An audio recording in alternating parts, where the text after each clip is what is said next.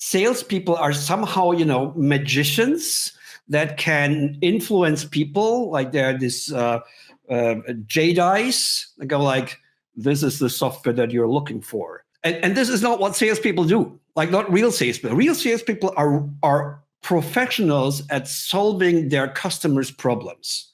Finding out, does my prospect has a problem that I can possibly solve? And then solve that problem in an awesome way.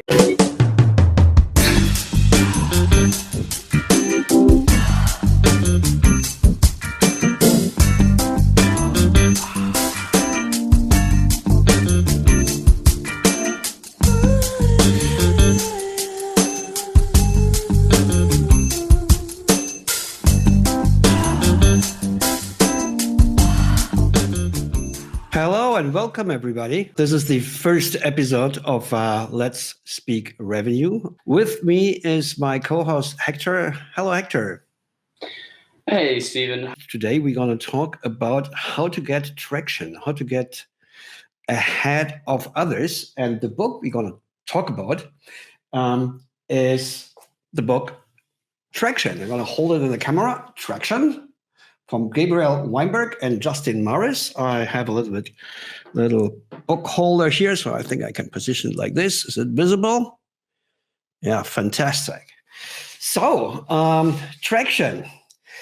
Let me jump right in and tell you about the book, Hector. I see you got it too, but you told me before the podcast you just arrived yesterday, and you just started reading it. Yeah. So I gonna spoiler a little bit. Let me tell you why this book matters so much for me. I talk to a lot of entrepreneurs and revenue leaders, and what I see is they like to do what they've always done and try to make that better. And I think this is a good approach. You should do what you're good in, and you should see that you optimize it. But I feel like revenue leaders, sales leaders, marketers, we all kind of tend to be in a kind of groupthink and do the same things. And so what I literally see in every single startup and sales organization and revenue organization is, of course, they have a website, 2021 after all. They're optimizing the heck out of their conversion rate. They all do content marketing because, you have to write a blog post like every week. They all do some sort of paid advertisement like Facebook ads, Google ads, what have you. And then they're on social media and do some engagement on LinkedIn and those things. The standard go-to methods. And there's nothing wrong with this. However, everybody else does the same thing. And if everybody else does the same thing, your competitors probably are doing also the same thing. And then you end up doing the exact same thing as your competitor. You don't stand out. And I think there is a magical thought. If you can find a way to acquire customers that your competitors can't, and this is a tremendous, massive advantage, right? So this book here gives you a framework how to come up with methods that you haven't thought about yet. Let me dive quickly into the big ideas of the book. The first big idea and kind of ongoing joke that I like to make is a lot of startup entrepreneurs, when I listen to them, they go like, yeah, we're building this product and it's going to have this awesome feature. It's totally going to kill the competitors. And it's so much better than the current solution that is out there. And once we are done with the product, we're going to hire some salespeople. And this is how we're going to go to market. I find this slightly offensive, if I'm honest, because the idea behind this is salespeople are somehow, magicians that can influence people. Like they're this Jedi's. They go like, this is the software that you're looking for. And this is not what salespeople do. Like not real salespeople. Real salespeople are professionals at solving their customers' problems.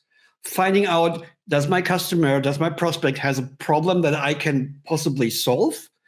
And then solve that problem in an awesome way. But they're not magicians. So the approach that you first build a product and then you hire some salespeople and then you do some marketing. Let me tell you something. And this is not my quote. I don't know who said this first. Every failed startup had a product. What they didn't have was a way to find customers who would buy this product, right? This is where startups fail, and build and they will come. That's just not how it works. And I think the best advice that we can give is for beginners. We're talking, our audience is probably 15, 20% startup early stage, and the rest is they're already out there with a product and they do sales and revenue and marketing. But the best advice that book actually gives is the 50-50 rule. From day one, invest 50% of your resources into the product, but invest the other 50% into marketing. Now, a lot of entrepreneurs go, well, how am I supposed to do marketing? I don't have a product yet. Doesn't matter. Build audience. Do what Hector and I are doing. Just go live and talk about a topic that is probably interesting for your future customers. Start blogging. Find a way to build marketing. And how do you find a way? That's actually the second part of the book. They deliver a framework on how to come up with customer acquisition methods. Now, this book that's not a new book. It's a classic. It came out back in 2015, I believe. And let me say maybe a word or two about the authors. So Gabriel Weinberg is the founder of DuckDuckGo, the famous search engine that doesn't track you. And that's not his first startup. Before, he had a startup called Database, sold it for multiple millions. The same is true for Justin Maris. He had exited multi-million-dollar. And what they did is they went around, I think 40 or so successful startups that have tremendous growth rates and looked at what are they doing? What is their customer acquisition channel, their go-to-marketing channel? And they discovered there are only 19 methods to find customers. Now, side note, this was back in 2015, and marketers are very creative people, and so are revenue people and salespeople. By now, there are over 30 different methods of and I think we should just publish the list somewhere. There are over 30 methods of how to acquire customers. So their method, they call it the bullseye framework. It's a great marketing term. But what they really do is they say, don't set any idea aside as not possible. Because we tend to do what we are good at. Like if you have done Facebook ads in your last job and you were successful with this, chances are when you come into your new job, you do Facebook ads, this is your go-to method. The problem with this is you get really good at Facebook advertisement, but there are 18 other methods that you haven't even tried. So go through every method and spend a couple of minutes imagining, gun to your head, there is only print advertisement.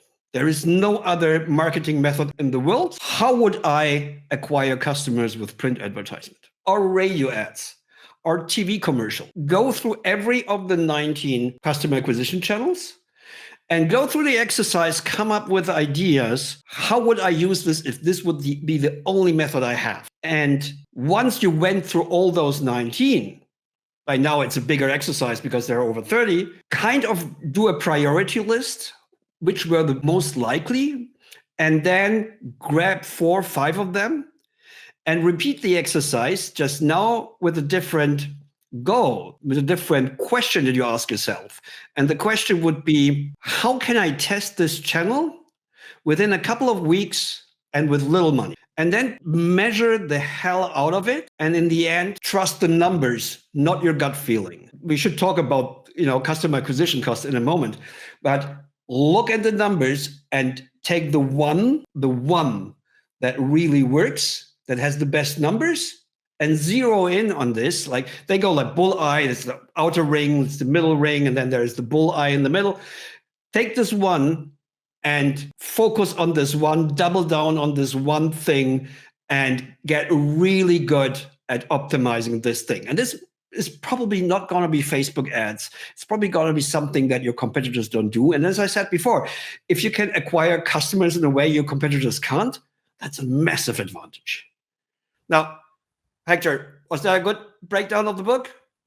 I think you pretty much hit it on the head. So the first thing that came to mind when you have these 19 channels? And for the audience listening, for background context, so I'm at a pre-seed startup, haven't found product market fit, still looking at all these different channels. And my background is hard outbound sales, so cold calling, sending cold emails, reaching out to people on LinkedIn. 19, like, how can I effectively like test all of those 19 channels without it sucking up all of my time? That's a great question. And I'll be honest, this is not a 1 hour exercise. This is something that you now with over 30, this is something that is exhausting and that you will probably have to do multiple runs over. The way I do this is, you're probably familiar with crazy eights. You take a sheet of paper, you fold it. I'm going to fold it here on live camera. I did not practice this. You fold it once, you fold it twice, and you fold it a third time. And now when you open it, you've got a sheet of paper with 8 fields. That's why they call it the crazy 8. And then you take, and I advise everyone to get this, a timer, or you can use your phone.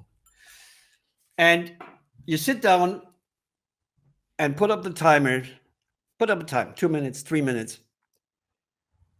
And you write for every of this 19 go-to-market channels, you sit down, you do one crazy 8, and you write down 8 ideas. So can somebody do the math? That's 80. That's a lot of ideas. 19 times 8. That's a lot. I suck at math. Yeah. So me too. Don't worry. Yeah, this multiplied by 2 minutes, and now you get an idea of how long this is, and you're going to have to take breaks because it's really exhausting. But the rule is, you sit down and you have to fill 8 fields. There's no giving up. That's against the rules. You have to write, even if it's silly, and write something silly. Henning Heil says 152. Thanks, Henning. Thanks nice to have you watching us. So you write down 8 ideas, no matter what, even if they're silly, if it's the stupidest thing that you ever came to your mind, just write it down. And then go over these ideas, discuss them with your team or with whoever is doing this exercise with you. And this is how you go through this. Now, if you have 30 something, you probably cannot do this on one day, but you should be doing this continuously. Does that make sense what I'm saying? So if you're continuously generating 152 ideas, so you do it all in a day, and over the course of the week, are you saying that you eliminate, let's say, like 5 of these ideas a day, and then you reduce this down and down and down until you have your bullseye? Yes. I mean, let's say 152 per person. Let's say 3 people are sitting together and doing this brainstorming. Then we have Henning, 152 times 3, a lot of ideas. And you take the ideas and you discuss them. But this amount of ideas, there gotta be 4 or 5 good ideas there that you can follow up and say, okay, this is sexy enough to test. Let's put this here on level 2. In the bullseye framework, that would be like the middle circle. Mm-hmm. Let's put this on our test list. And here is, I heard VCs saying, great team, great product. I'm not writing a check because they don't have a go-to-marketing strategy. They don't know what to do, and just going viral is not a plan. But if you come up with 5 things with a priority list that you're going to test, that's a plan right there. This is like, we're going to test this, then we're going to test this, then we're going to test this. This is a plan. So thanks everyone for watching. Hector, thanks for joining me. It was a pleasure as always. Tell us which book you're too lazy to read. We read it for you. Yeah.